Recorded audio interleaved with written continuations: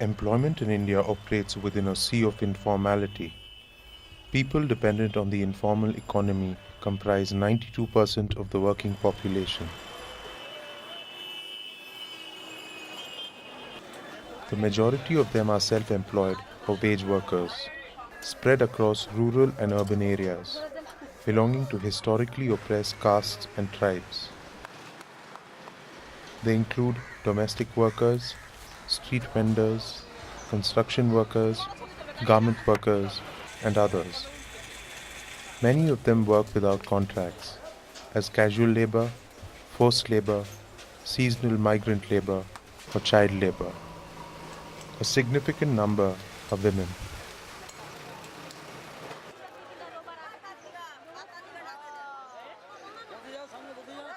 This spectrum of India's workforce is characterized by minimal employment security, deplorable working conditions, and negligible social security.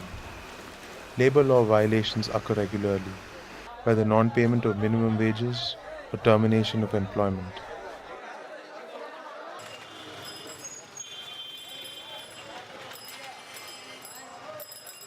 With an economy aspiring to double-digit growth rates, a skilled workforce needs to emerge in order to ensure secure and sustainable livelihoods for all.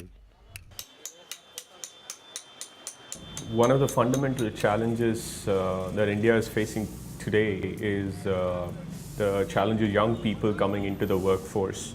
By different studies, and it is estimated there are around 500 million people who are coming into the workforce by 2022, which makes India the youngest demographic in the entire world. And there is a huge emphasis from the government on skill development, which essentially is either imparting new skills which are relevant to the marketplace or recognizing existing skills, be it artisanal, traditional, and bringing a certain level of recognition into that particular sector or other sectors, And there are many ways we can intervene in this particular informal economy. It could be through systemic changes from a labor perspective. We can work on industry acts and other things which look at conditions of workers and be it cottage industries, small industries, home-based industries. It is important to work with organizations like ActionAid, which have a tremendous reach on the ground, to understand what are these challenges, where can NSDC and the government come in essentially to sort of standardize some of these jobs as they are being done without affecting the skill that is already inherent in the people.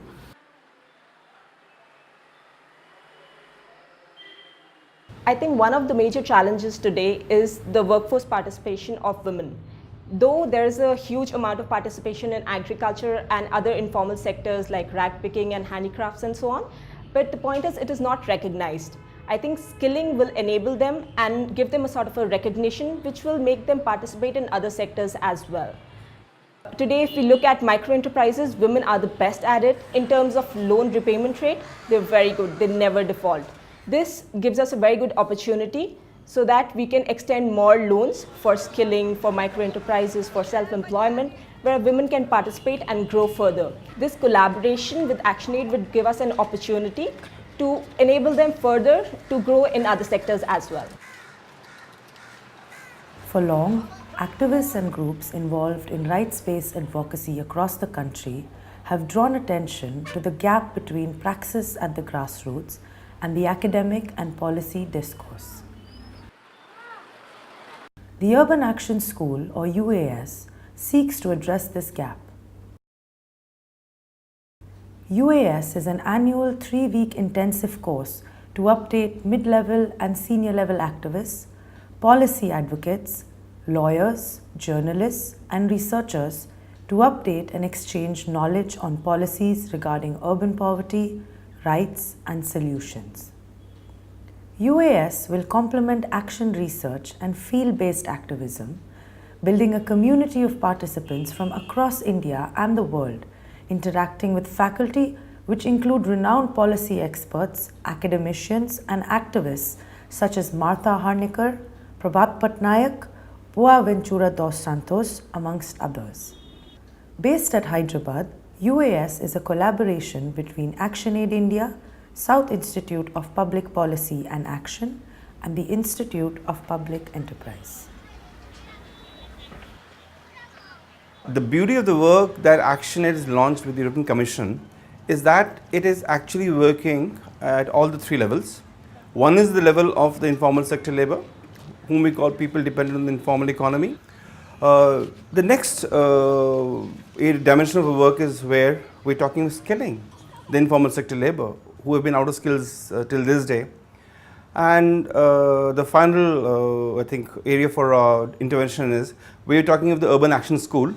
And I think this is a real win-win for everybody in the country, from different stakeholders that we have, from the people affected, people laboring, to the people working in civil society, to the government. This is a real opportunity for all of us to engage holistically on an issue which we all have been bothered about, but I think nothing much has been done on the ground. So this offers us the opportunity to really intervene at all the three levels collectively in partnership with a range of stakeholders.